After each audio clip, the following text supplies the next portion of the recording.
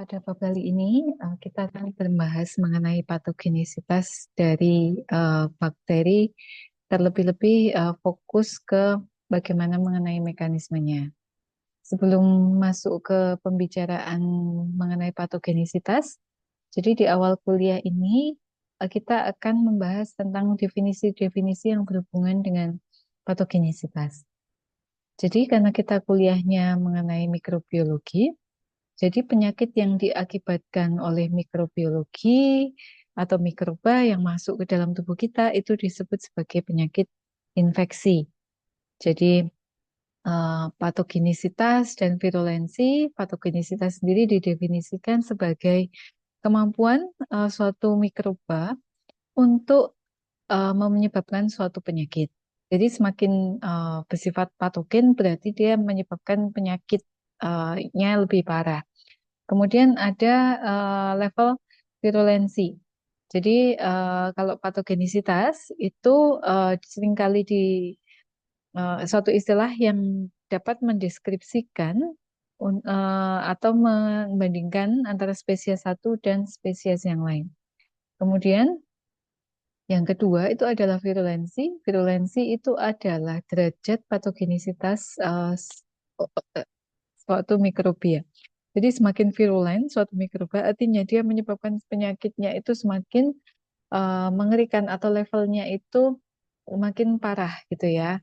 Jadi kalau ada suatu mikroba A dan mikroba B lebih virulens atau virulensinya lebih tinggi, itu artinya dia mempunyai kemampuan untuk menyebabkan penyakit yang lebih parah dibandingkan bakteri A.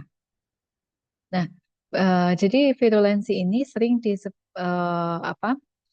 digunakan untuk mendeskripsikan atau membandingkan mikroba dalam suatu spesies. Jadi mikroba sama-sama E. coli misalnya, tapi strainnya beda.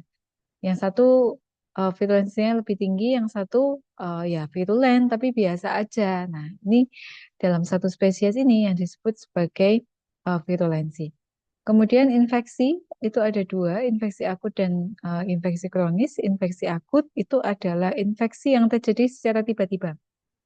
Kemudian perkembangannya itu cepat. Jadi agen penginfeksi masuk hari ini begitu ya. Besok kita sudah menemukan banyak sekali mikroba yang ada di dalam tubuh si pasien yang terinfeksi tadi. Kemudian ini biasanya menyebabkan simptom atau gejala yang parah. Ya, jadi kalau penyakit infeksi-infeksi yang akut ini terjadinya cepat dan simptomnya, tanda dan gejalanya tuh parah. Kemudian yang kedua itu adalah infeksi kronis. Kalau infeksi kronis itu adalah suatu infeksi yang perkembangannya itu lambat dan dia itu proses terjadinya itu perlahan-lahan, ya perlahan-lahan. Jadi bisa jadi terinfeksi bakterinya itu sekarang, tapi prosesnya untuk mendapatkan penyakit atau memperoleh simptom penyakit itu masih 6 bulan lagi gitu ya. Jadi berlangsung dengan lambat. Kemudian ada infeksi primer dan infeksi sekunder. Kalau infeksi primer itu adalah infeksi yang terjadi pada individu yang sehat, jadi tidak terinfeksi sebelumnya. Sedangkan infeksi sekunder itu adalah infeksi yang terjadi karena patogen atau mikroba penyebab penyakit itu sudah terinfeksi oleh mikroba lain. Jadi infeksi yang berikutnya itu disebut sebagai infeksi sekunder. Kemudian ada infeksi berdasarkan letaknya, itu ada infeksi terlokalisasi dan infeksi sistemik. Infeksi terlokalisasi itu adalah infeksi yang terbatas pada lokasi atau organ tertentu pada host. Kemudian infeksi sistemik itu adalah infeksi yang menyebar ke beberapa bagian dari si organ atau tubuh si host. Clinical infection atau infeksi klinis itu adalah suatu infeksi dengan simptom atau gejala yang dapat diobservasi.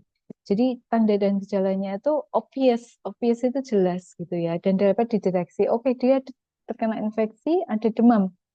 Oke, demamnya berapa derajat bisa kita deteksi pakai termometer. Kemudian infeksi tersebut menyebabkan eh, bertambahnya atau meningkatnya proliferasi sel darah putih atau leukosit. Nah, kita bisa deteksi berapa leukosit yang eh, ditingkatkan karena proses infeksi tadi. Kemudian kalau subklinikal itu adalah infeksi yang tidak bisa terdeteksi secara jelas tanda dan gejalanya. Oke, jadi eh, ada mungkin kalau dalam bahasa Jawa ada ngerasa nggak enak gitu ya, atau ada rasa greges-greges gitu ya. Padahal sebenarnya itu kemungkinan ada bakteri yang masuk, tapi nggak jelas gitu. Apa ini demam juga tidak, kemudian kemungkinan menggigil. Nah, menggigil ini kan parameternya masih tidak terlalu jelas. Ini tanda eh, dan tidak bisa terukur begitu ya. Kemudian ada infeksi oportunistik. Nah, jadi infeksi oportunistik itu adalah infeksi yang disebabkan karena flora normal yang ada di dalam tubuh kita. Jadi tubuh kita ini dari ujung rambut sampai ujung kaki ini ada bakteri yang tumbuh di situ, tapi teman-teman. Jadi eh, baik-baik aja gitu. Kita baik-baik aja, tidak terkena penyakit. Dan inilah yang disebut sebagai flora normal. Ya, jadi opportunistic infection atau infeksi oportunistik itu adalah proses infeksi yang disebabkan karena mikroba flora normal tadi yang berkembang secara tidak normal gitu ya, terlalu cepat sehingga karena terlalu cepat perkembangannya abnormal maka dia bisa menyebabkan proses infeksi. Nah, proses infeksi ini seringkali diakhiri dengan kata emia, emia, emia gitu ya. Jadi emia itu adalah keberadaan agen penginfeksi. Ya, contohnya bakterimia, berarti bakteri ya, dalam darah. Viremia itu virus yang ada dalam darah. Fungemia, fungus dalam darah. Septikemia itu keberadaan agen penginfeksi yang lain yang ada di dalam darah. Kemudian penyakitnya atau tanda dan gejala terjadinya infeksi itu sering diakhiri dengan sufik itis. Jadi misalnya faringitis berarti ada inflamasi atau ada peradangan pada apa? Nah, tergantung nama di depannya organnya. Kalau itu ada pada faring namanya faringitis. Kalau pada ada selaput pelindung dari kardia atau jantung namanya endokarditis. Kalau proses inflamasinya itu terjadi pada lambung namanya gastroenteritis. Kemudian istilah yang lain itu ada epidemiologi, itu adalah suatu ilmu yang mempelajari persebaran suatu penyakit, communicable disease. Ini kalau diterjemahkan secara harfiah adalah penyakit yang bisa terkomunikasikan. Itu adalah suatu penyakit yang bisa ditransmisikan dari satu individu ke individu lain. Kemudian yang ketiga itu adalah penyakit non-communicable atau non-communicable disease. Itu adalah penyakit yang tidak bisa dipindahkan atau menular dari satu individu ke individu yang lain. Kemudian ini istilah-istilah yang saya pastinya yakin teman-teman sudah pernah mendengar. Endemik. Endemik itu adalah suatu penyakit yang menjangkiti sebagian kecil dari populasi. Jadi misalnya suatu daerah hanya di satu kabupaten tertentu saja. Nah, itu namanya endemik. Sedangkan epidemik itu adalah suatu kondisi atau penyakit yang menyebar di sebagian besar dari suatu specific population. Jadi dari suatu populasi yang spesifik. Misalnya, oh ini nih ada wabah misalnya di Pulau Jawa atau taruhlah di Yogyakarta begitu ya. Ada penyakit malaria misalnya. Nah, itu disebut epidemik karena sudah mencakup dari suatu daerah yang populasinya agak besar. Nah, kemudian ada pandemik. Nah, ini teman-teman pasti sudah familiar karena pandemik itu adalah suatu penyakit yang mempengaruhi sebagian besar area geografik yang ada di dunia. Jadi di seluruh dunia kita barusan mengalami ya pandemi COVID-19, ya kita bisa tahu semua negara tidak ada yang luput dari kasus atau kejadian COVID tersebut. Kemudian ada reservoir dari infeksi, itu adalah sumber dari agen infeksius. Kemudian ada karier. Karier itu adalah suatu individu atau seseorang yang membawa agen penginfeksi tanpa ada manifestasi tanda atau gejalanya dari si agen penginfeksi tersebut. Jadi misalnya eh, ada yang ketempelan virus tertentu gitu ya, tapi dia nggak sampai sakit. Kemudian dia kontak dengan orang yang lain. Nah, orang yang dikontak tadi bisa menyebabkan penyakit, bisa terkena sakit karena si kuman yang berasal dari individu tadi. Kemudian berikutnya adalah vomits. Vomits itu adalah objek mati ya. Kalau yang kedua tadi karier itu adalah orang, jadi benda hidup. Kalau yang vomit ini adalah objek yang tidak eh, bergerak begitu ya, benda mati. Nah, benda matinya ini itu sangat berperan untuk transmisi suatu agen penginfeksi. Misalnya ketika ada permukaan suatu surface meja misalnya, kena dahak dari pasien tuberkulosis. Terus teman-teman secara tidak sengaja menginjak atau mungkin tangannya menyentuh, kemudian teman-teman menyentuh hidung gitu, kemudian agen penginfeksinya masuk. Nah, si meja tadi yang ada bercak dahak dari pasien tuberkulosis tadi itu disebut vomits. Kemudian animal vector, kalau animal vector itu ya eh, hewan yang bisa menyebarkan penyebaran agen penginfeksi ke manusia. Jadi ada dua tipe, yaitu tipe mekanis dan tipe biologis. Kalau tipe mekanis itu jadi agen penginfeksinya itu cuma ini aja nempel di bagian vektor dari hewan, tapi dia tidak masuk ke dalamnya. Ya, misalnya nempel pada apa kaki kaki si apa lalat. Kemudian, nah lalat tersebut menghinggapi makanan yang kita makan. Nah, si agen penginfeksinya tadi akan nyebar ke situ. Kemudian yang kedua adalah agen biologis. Kalau agen biologis itu adalah suatu hewan yang bisa menyebarkan agen penginfeksi, tetapi dia itu terikut dalam proses biologisnya. Jadi misalnya malaria ya, jadi larva itu atau si agen penginfeksi itu siklus hidupnya ada di dalam tubuh si nyamuk tadi. Jadi itu yang disebut biological animal vector. Kemudian penyebaran suatu penyakit itu ada yang sifatnya direct. Direct itu dari person to person, bisa pakai skin contact, jadi sentuhan langsung ya. Kemudian ada yang lewat airborne. Airborne ini adalah aerosol ya, aerosol contohnya. Jadi ada droplet yang melayang-layang di udara gitu ya, dan kemudian terhirup sama orang lain. Nah, itu disebut uh, direct transmission. Kemudian kalau indirect transmission butuh pihak ketiga. Pihak ketiganya itu apa? Bisa lewat makanan dan minuman. Jadi kalau makanan dan minuman disebut sebagai food and waterborne transmission. Kemudian bisa lewat vomits tadi sudah dijelaskan di depan. Kemudian lewat animal vector. Ini istilah-istilahnya ya teman-teman bisa belajar. Oke, kita sudah lihat tadi. Nah, eh, berikut ini adalah beberapa molekular determinan ya, determinan dari si mikroba patogenik ketika dia mau menginfeksi. Jadi em, step yang pertama itu adalah penempelan, attachment, penempelan. Penempelan agen penginfeksi pada si sel host. Sel hostnya siapa ya? Tergantung dia masuknya lewat mana. Kalau dia lewat saluran nafas ya berarti sel hostnya itu paru-paru. Kalau misalnya dia lewat makanan, bisa jadi dia adalah sel-sel di saluran cerna. Attachment to host tissue.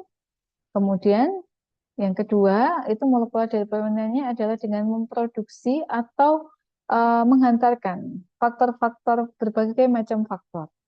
Kemudian yang ketiga itu bisa bereplikasi ya. Jadi dia setelah masuk di dalam cell host, kemudian dia bisa masuk dan kemudian bereplikasi. Kemudian yang keempat, nah ini mekanisme yang paling parah, dia bisa merusak dari cell host.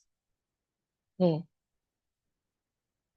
Nah, ini adalah prosesnya, step-stepnya. Jadi yang pertama sebelum mereka menyebabkan sakit, step yang pertama, mikroba itu harus masuk ke dalam tubuh kita.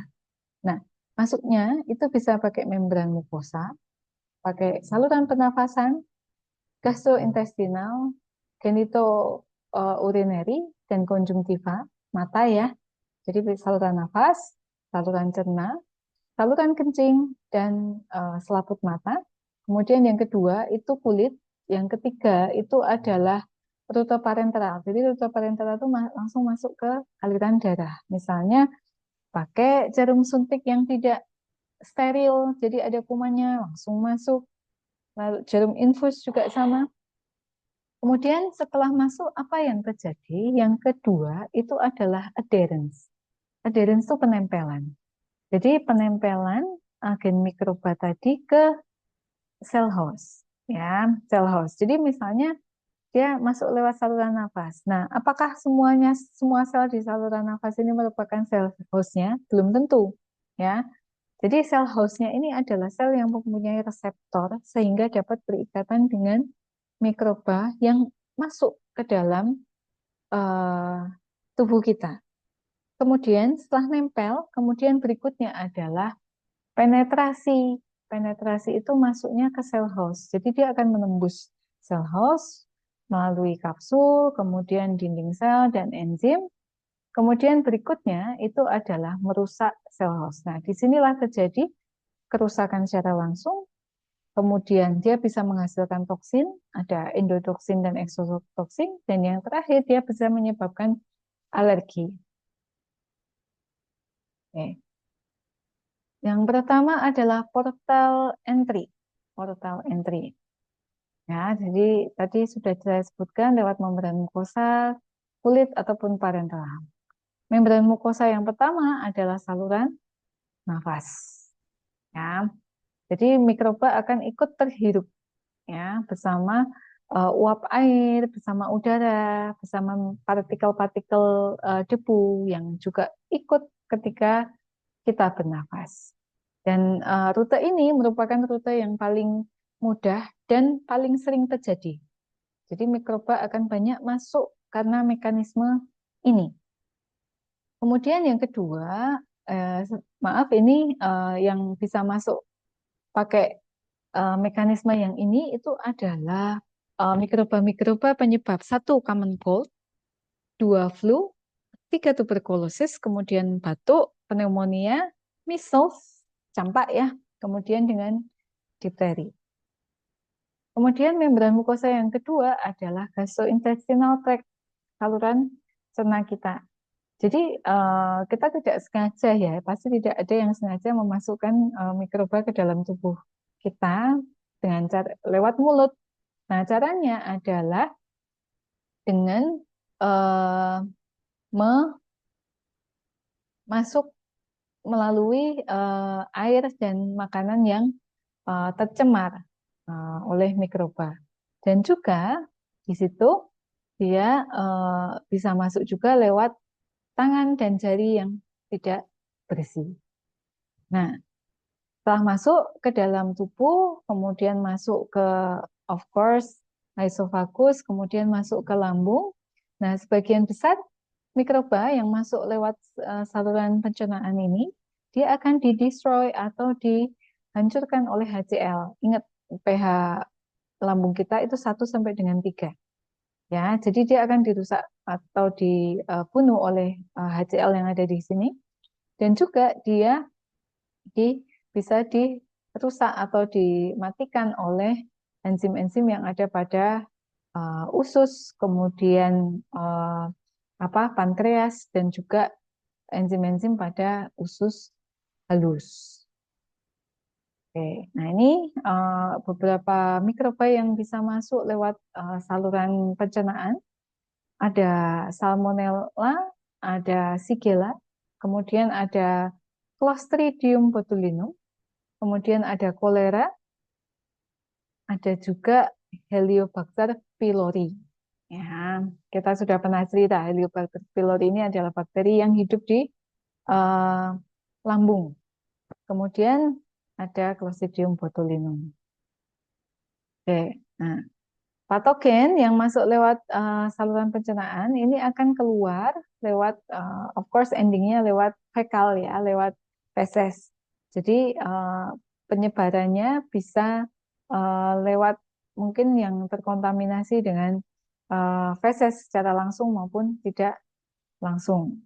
Ya, oke. Kemudian yang masuk ke genitourinary ini murni disebabkan karena personal hygiene, kebersihan personal yang tidak baik gitu ya. Di sini contohnya ada gonore, Neisseria gonore, kemudian ada sifilis, treponema pallidum. Kemudian ada chlamydia dan ada HIV. Kemudian yang membran mukosa yang lain itu adalah selaput konjungtiva. Jadi selaput konjungtiva ini adalah selaput yang ada pada mata. Ya, contohnya di sini ada chlamydia trachomatis. Ya. Kemudian ada kulit, ya kulit ini bisa masuk jadi bisa dimasuki oleh mikroba. Of course, kulit yang bisa dimasuki mikroba itu adalah kulit yang tidak sehat. Nah, kulit yang tidak sehat itu yang bagaimana? Adalah kulit yang bariernya itu rusak, skin bariernya itu rusak. Ya, mungkin teman-teman pernah dengar ya, skin barrier.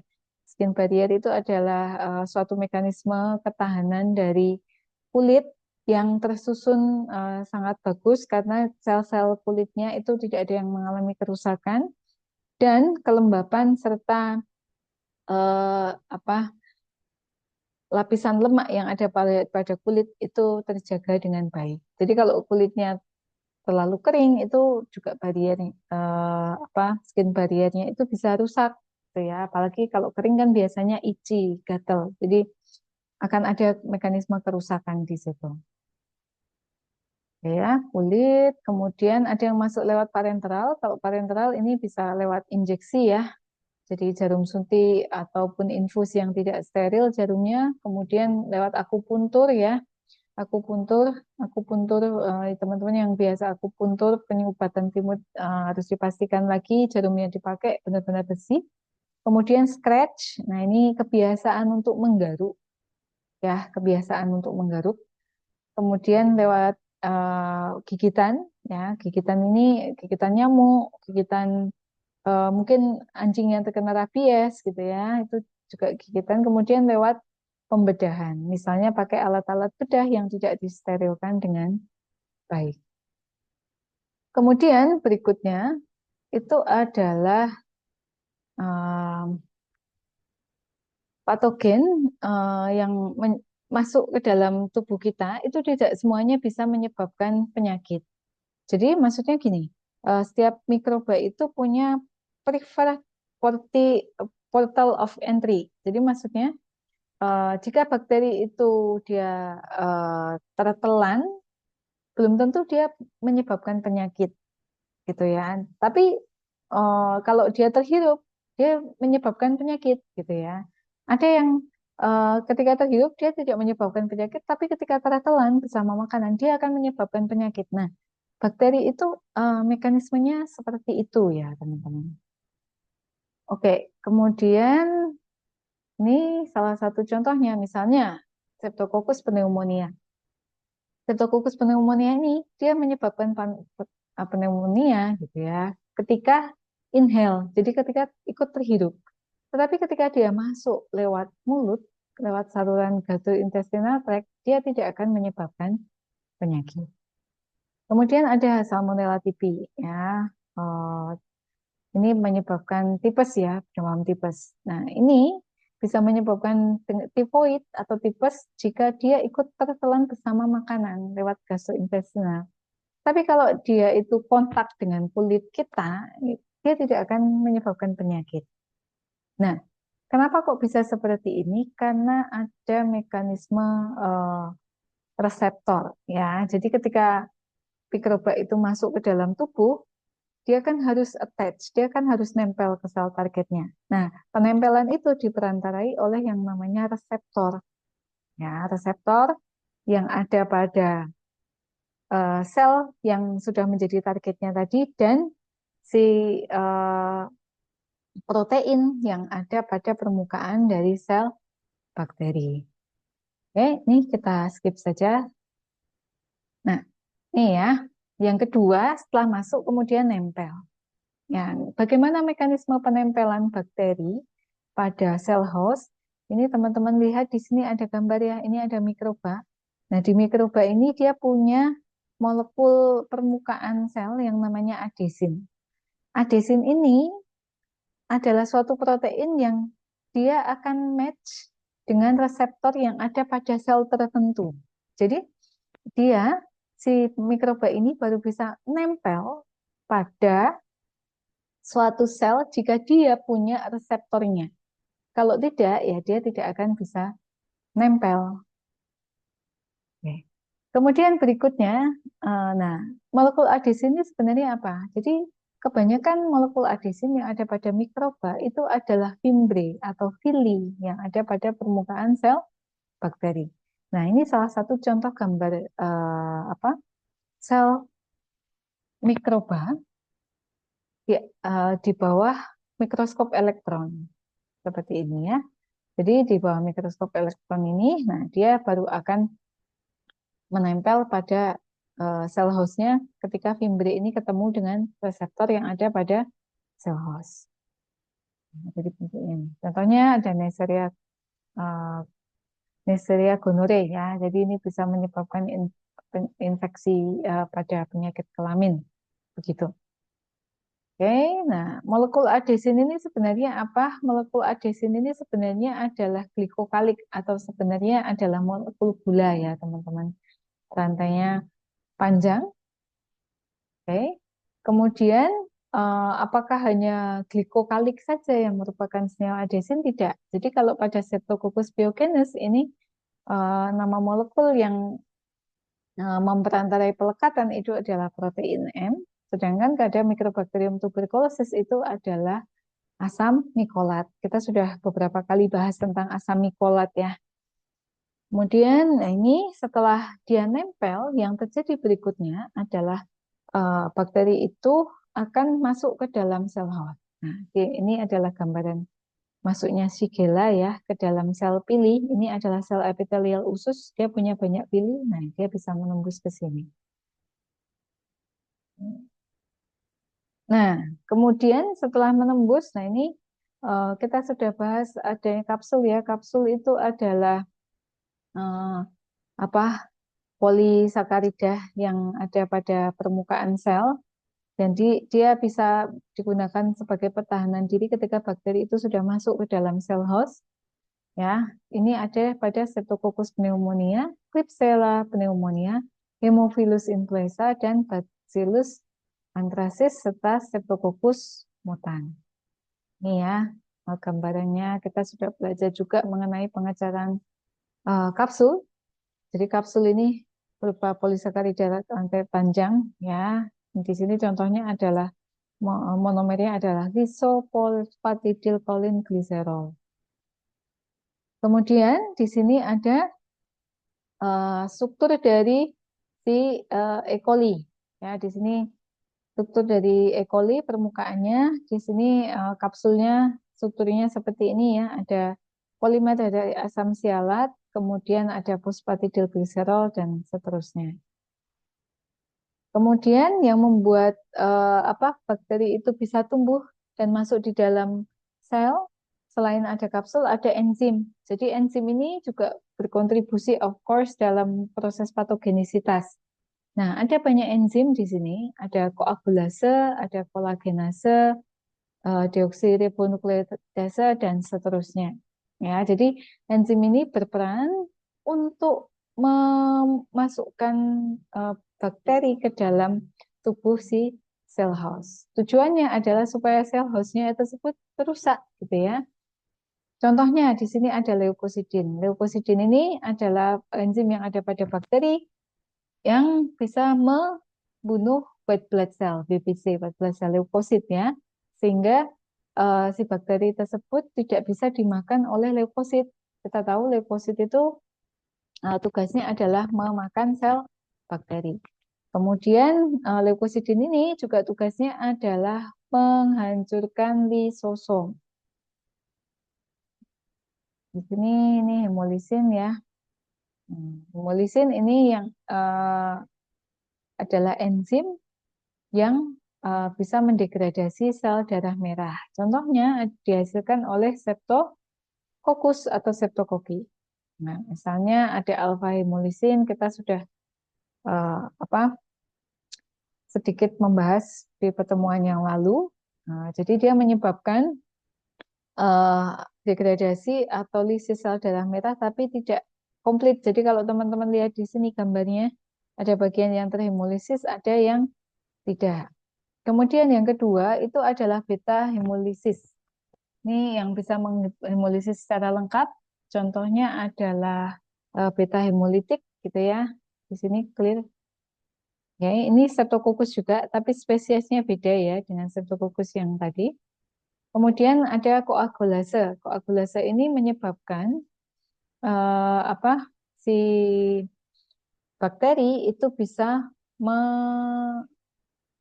menyebabkan penjendalan darah, ya penjendalan darah. Jadi di sini kenapa kok darahnya dibuat menjendal? Jadi supaya si bakteri tadi tidak termakan oleh si sel darah putih. Jadi dia untuk menyelimuti untuk seperti sebagai tempat untuk berlindung begitu ya, si sel darah merah yang sudah beragulasi. Kemudian kebalikannya adalah streptokinase atau kinase. Kinase ini adalah enzim yang mendissolve atau melarutkan sel darah yang ada pada individu yang diinfeksi. Ya, jadi tujuannya untuk apa? Untuk si bakteri tadi menginvasi ke daerah yang lebih dalam lagi, supaya dia bisa bergerak lebih dalam lagi. Oke, kemudian ada hyaluronidase, ini bertugas untuk eh, breakdown atau menghidrolisis asam hyaluronat. Di mana asam hyaluronat itu adalah suatu fiber atau suatu apa connective tissue ya, jaringan ikat yang menghubungkan antara sel satu dan sel yang lain dalam suatu eh, organ gitu ya. Oke. Kolagenase tadi sudah kita bahas. Nah, ini contohnya kerusakan organ yang disebabkan oleh enzim-enzim pada mikroba yang dihasilkan oleh Clostridium perfringens. Ya, ada yang menyebabkan neurosis faktor, kemudian ada yang merusak lecitin dan lain sebagainya. Ini ya. Kemudian toksin. Nah, ini yang penting di apa materi ini. Jadi toksin itu adalah senyawa yang beracun yang diproduksi oleh mikroba. Toksin itu adalah penyebab patogenisitas primer, ya. Jadi toksin yang ada di dalam berada di dalam darah disebut toksemia. Ada dua jenis toksin, ada eksotoksin dan ada endotoksin. Eksotoksin ini adalah toksin yang dihasilkan di dalam sel bakteri kemudian dikeluarkan. Sedangkan kalau endotoksin itu adalah bagian terluar dari dinding sel bakteri gram negatif. Jadi ini gambarannya. Jadi kalau eksotoksin ini dihasilkan di dalam sel, ya, kemudian diekskresikan keluar, dikeluarkan pada saat bakteri tersebut hidup. Sedangkan yang kedua itu adalah endotoksin. Endotoksin ini adalah uh, suatu bagian dari dinding sel bakteri gram negatif. Ya, oke, jadi paham ya endotoksin sama eksotoksin. Manifestasinya beda-beda ya teman-teman. Sekarang kita bahas yang sebelah kanan dulu, eksotoksin. Jadi eksotoksin ini adalah suatu protein yang dihasilkan di dalam sel, yang kemudian dia dirilis keluar. Jadi dia dikeluarkan pada saat sel itu masih hidup. Dia bersifat heat labil. Jadi kita bisa menginaktifkannya dengan melalui pemanasan. Kemudian berikutnya, dia itu sifatnya antigenik dan imunogenik. Jadi artinya, kalau kita terkena eksotoksin, tubuh kita ini akan mampu mendevelop antibodi. Sehingga kalau kita nanti kena eksotoksin lagi, eksotoksinnya jenisnya sama, maka kita sudah punya antibodi untuk melawan. Ya, ini penjelasannya nomor 4 dan nomor 5. Kemudian efeknya itu spesifik ya, yang nanti akan dibahas di masing-masing kelompok. Ya, jadi efeknya misalnya eksotosin yang dihasilkan oleh kolera, Vibrio cholera ya dia menyebabkan diare berair. Kalau dia dihasilkan oleh Clostridium tetani, oh efeknya dia kontraksi otot yang nggak balik-balik lagi. Kemudian kalau dia dihasilkan oleh Clostridium botulinum, oh dia menyebabkan otot itu menjadi tidak berkontraksi. Jadi spesifik, tergantung masing-masing jenis toksinnya. Kemudian dia biasa dihasilkan baik bakteri gram positif maupun gram negatif. Berikutnya itu adalah tentang endotoksin. Kalau endotoksin ini adalah bagian dari dinding sel dari bakteri gram negatif. Dia adalah merupakan LPS lipopolisakarida. Jadi lipopolisakaridanya ini dia adalah bagian yang disebut sebagai lipid A. Dia itu heat stable. Jadi kalau teman-teman mau mengautoclav, diinaktifkan secara autoclav ini tetap aktif ya teman-teman. Kemudian dia tidak bersifat antigenik maupun imunologi. Jadi kalau teman-teman kena ini, itu tubuh kita itu tidak mampu menghasilkan antibodi untuk melawan ketika nanti kita kena endotoksin yang sama. Kemudian efeknya itu berbagai macam di host, tetapi tidak spesifik. Kalau yang eksotoksin tadi kan spesifik, yang endotoksin ini tidak. Jadi yang eksotoksin ini efeknya itu adalah ya demam, menggigil, nyeri otot, ya kayak gitu. Jadi sifatnya very very general. Dan ini hanya dihasilkan oleh bakteri gram negatif. Ya, sekarang kita lihat endotoksin. Nah, endotoksin tadi kita lihat dia adalah bagian terluar dari dinding sel bakteri gram negatif yang disebut sebagai lipid A. Ya, lipid A. Oke.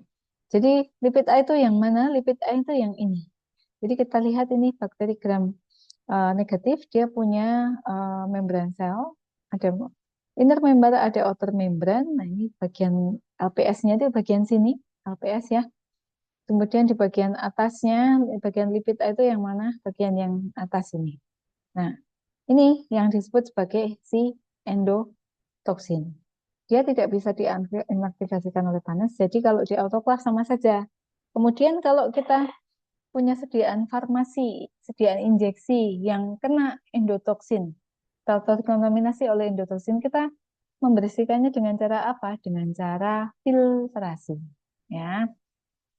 Oke, jadi endotoksin ini banyak dihasilkan oleh bakteri gram negatif. Kemudian bagaimana cara eh, ngeceknya suatu sediaan farmasi kita itu punya endotoksin atau tidak? Pakai LAL test, Limulus amoebosit lisat. Ya, Limulus amoebosit itu nama hewan. Lisat itu ya apa bagian cairan dari tubuhnya. Assay. Assay itu jadi nama ujinya. Ya, oke. Endotoksin ini menyebabkan pirogenic effect. Jadi kalau teman-teman kena endotoksin itu efek yang terjadi dalam otak kita itu adalah menyebabkan demam. Ya, oke. Jadi seperti ini. Jadi Limulus amoebosit itu seperti ini ya. Jadi dia kepiting tapal kuda ya. Ini bagian ini darahnya bisa diambil lisisnya, kemudian bisa digunakan untuk ngecek sediaan farmasi kita itu mengandung endotoksin atau tidak.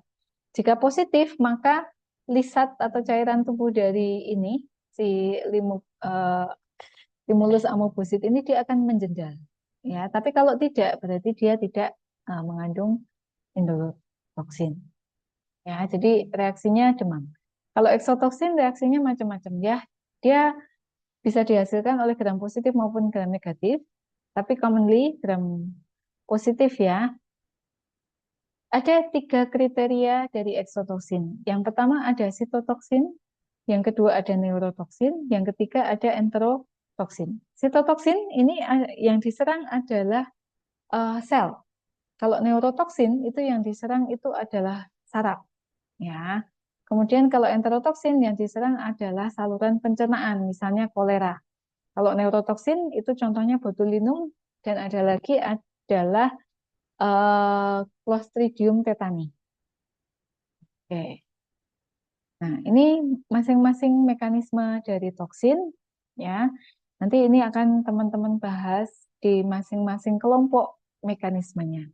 Ada difteri, ya, kemudian ada Clostridium botulinum atau botox, kemudian ada, ini masih botox, ada kolera, ya, Vibrio cholera. Dia menyebabkan diare berair. Kemudian ada lagi toksin tetanus, ya, yang menyebabkan kontraksi otot yang tidak balik lagi dan sebagainya. Untuk materi-materi yang saya skip tadi, teman-teman akan uh, bicarakan, diskusikan lebih lanjut pada saat diskusi kelompok. Ya, oke, terima kasih.